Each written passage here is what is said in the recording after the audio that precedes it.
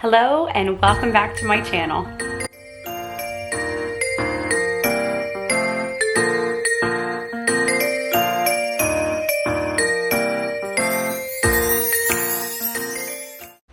Hey guys, welcome back to my channel. So today we're going to be talking about social media detoxing. So I first started taking social media breaks a couple years ago, and it started off with me just taking a full month off. The main reason that I decided that I just needed to take a break from social media is because I was tired. As a blogger slash content creator slash whatever label they give us this week, I was just tired of feeling like I had to constantly come up with new content, which of course is what we do, right? And I love doing that. But for some reason, it felt different than just blogging. I've been blogging now for over 13 years, and posting to my blog was always fun. Researching, new posts and sharing new ideas and things like that. I always just love doing that. I love sharing ideas with other people. I love to create content. But somehow social media made it feel like a chore. And then of course you have to add in all these external factors like the algorithms and things like that. And it just became, just tiresome. And so I was like, you know what, listen, I need a break. I don't care if it's taboo to take, one of the things you always hear about as a content creator is post consistently. And I do agree with that. I agree with that from the standpoint of growing your platform and all of that stuff. But I'll be honest, I have never really cared about the number of followers I have. I'm grateful for them, and there are many of them that I love, like friends and family. But I never even pay attention to my social media numbers, to be honest. The only time I ever look at my numbers is when I have to enter them for something. Like if you're signing up for an affiliate program or something, they might want to know the number of your social media followers or your unique views or how many hits you get a day or a month or whatever. And that's when I check my stats. And so I didn't care if me taking a break was going to hurt my platform growth. I cared that not taking a break was hurting me personally, and that was way more important to me. It was more important to me to be nurturing my real life versus nurturing my virtual life and my online life. And so when I felt the need to take a break, I was like, you know what, I'm taking a break, and I don't care if they say this is a bad thing to do. As a content creator, it's what I need. Another reason that I decided to take a break was I didn't like how I always needed my phone with me. I felt like, I would carry my phone with me room to room. If I was going up the stairs to do something, I catch myself scrolling through my Instagram feed. Or at night when we were watching movies in bed with my husband, I'm scrolling through my feed while listening to the movie. I just got tired of that feeling like I was never fully present in my life. I hated that feeling. And so I was like, okay, when you get to the point where you feel like your device is controlling you versus you controlling your device, that's a problem. And actually, Computer World came out with a study saying how social media was actually designed to be as addictive as cocaine. And that's not a hyperbole, that's a fact. It was literally designed to make us addicted to it. And if you do a social media detox, chances are you will feel withdrawal symptoms. You will look for your phone. I know when I first deleted Facebook, there were many times, probably 2 or 3 days, that I would pick up my phone to open the app that was no longer there. And I was like, what in the world am I doing? Like, this is crazy. But it's true, it's a type of withdrawal. And that's something that you'll experience. I also, and I highly, highly encourage you to watch this movie if you haven't already, Social Dilemma on Netflix. Now, I had already decided a couple years before this movie came out to take a social media break, but that movie was fantastic. And since I was already aware of how social media was encroaching on my freedom, really, this movie just really drove it home for me. And one of the things they said that really stood out to me was there are only two industries that refer to their customers as users. That's the drug industry and the social media industry. Another reason I decided to take a social media break was because I felt like it had started to feel more like a chore than fun. Initially, Instagram was just fun. I loved Instagram. I'm a very visual person. I love the, photo aspect of Instagram versus Facebook. That's what initially drew me to Instagram when I decided to delete my Facebook. But even Instagram started to feel like a chore. And so I was like, okay, when it's taking more from my life than it's giving, that's probably another sign that it's time to take a break. Another thing was I felt like it started to affect my mental health. It affected my mood. I'm the kind of person where I can totally scroll by something that I disagree with and it's no sweat off my back. It's fine. But even I was starting to feel like this is really annoying. And so I was like, okay, well, that's probably another sign that you need to take a break. And the fact of the matter is, we were not designed as human beings to absorb that much information. We were not designed to take in that many opinions. It's unheard of. We're literally, especially when you follow, even if you only follow a couple hundred accounts, okay, which is nothing, that is still way more information and way more opinions than a normal person is supposed to take in one day. I would also catch myself feeling, and I'm almost ashamed to admit this, but I'd feel kind of judgy. And I am typically not a judgmental person.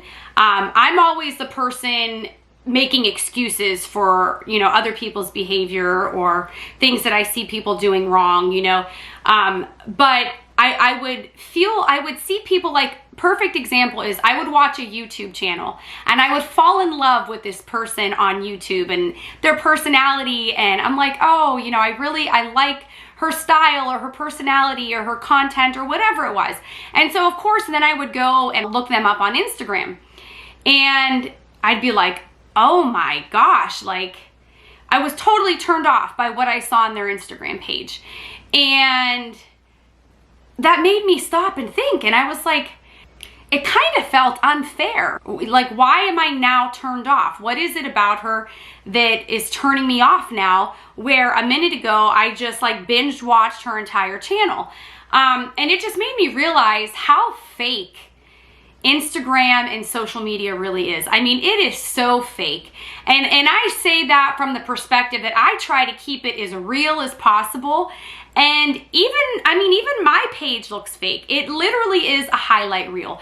And I've talked about this many times, on social media, and I've talked about this in my book, Songs of Praise, and one of the reflections we talk about social media and using it wisely, because I do think that you can use it wisely. I do think that there are people out there who are getting it right, but that ain't most of us.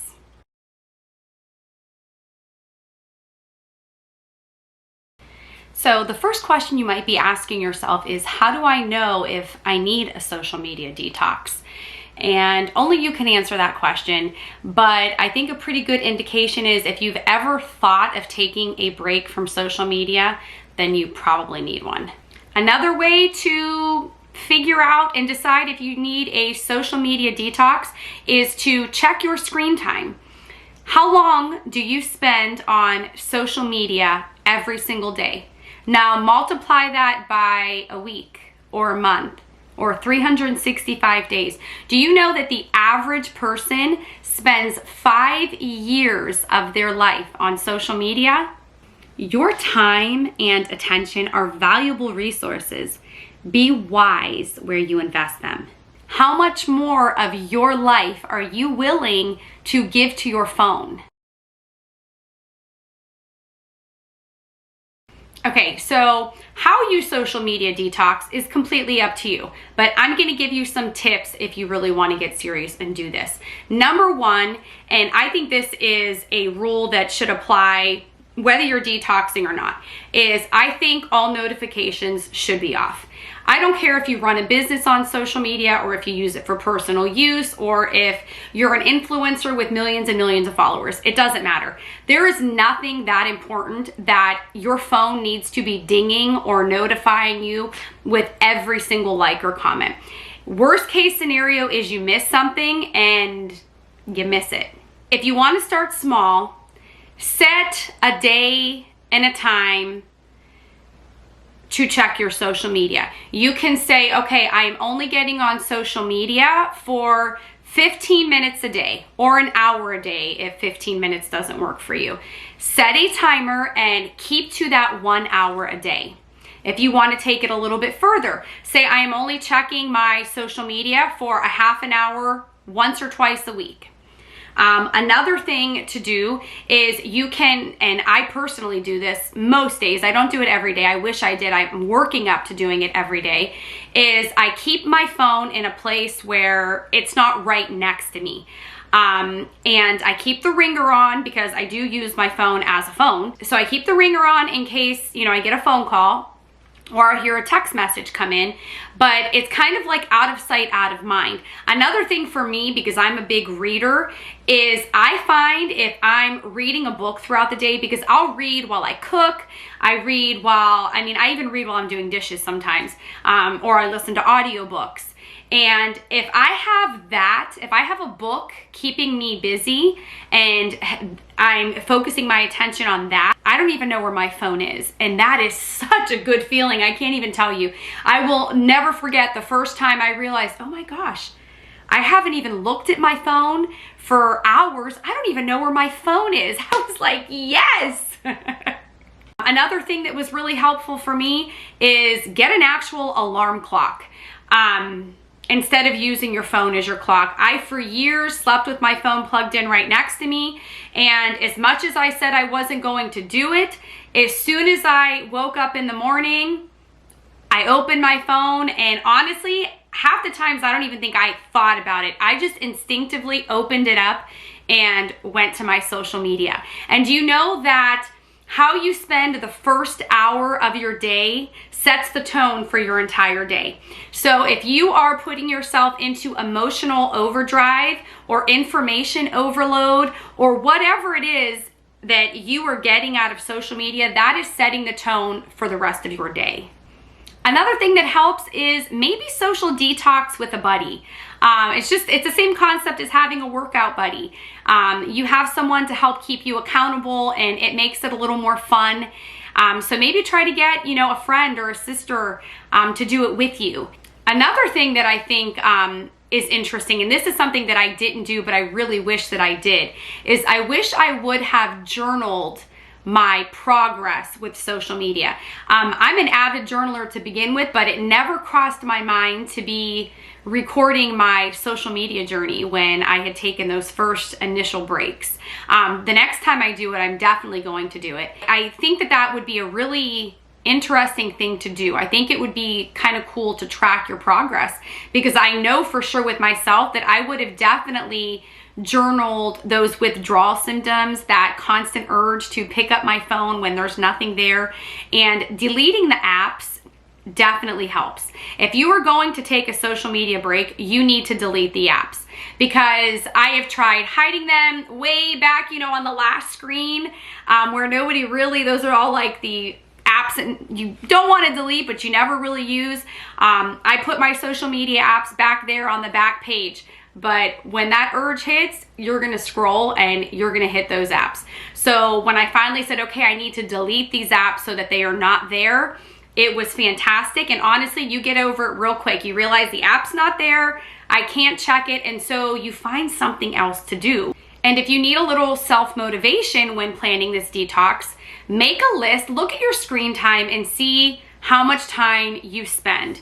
The average person spends 3 hours a day on social media. Now, this is not anything else you do on your phone. This is not screen time. This is social media time. So the average person spends 21 hours a day on social media. So if you are planning a social media detox, what I want you to do is take out a notebook and write down all the things that you wish you can do but don't have time. That's 21 hours a week the average person will have to dedicate to a hobby if they want, to reading more, to writing that novel they've always dreamed of, to exercising, to spending more quality time with their spouse or their kids or their family.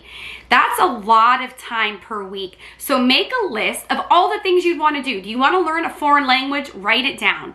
Give yourself these goals, and that will help motivate you to do this. We briefly touched on shutting off notifications and not stressing out about missing a message or a comment or whatever. And that is basically FOMO, the fear of missing out. That's something that taking a social media break will help you to get over. You do not need to know everything. You are not missing anything that is life or death, and actually eliminating that stream, that constant stream of information is actually going to give you peace. You are going to feel a lot more content. You're going to have peace of mind without all that extra information. So don't worry about what you're going to miss out on. Trust me, if it is something that important, you're going to get a phone call from somebody or a text message telling you that this, happened, or you need to know this. If the world comes falling down, trust me, you will find out somehow. Social media creates this environment where most people are going to constantly be comparing themselves to other people.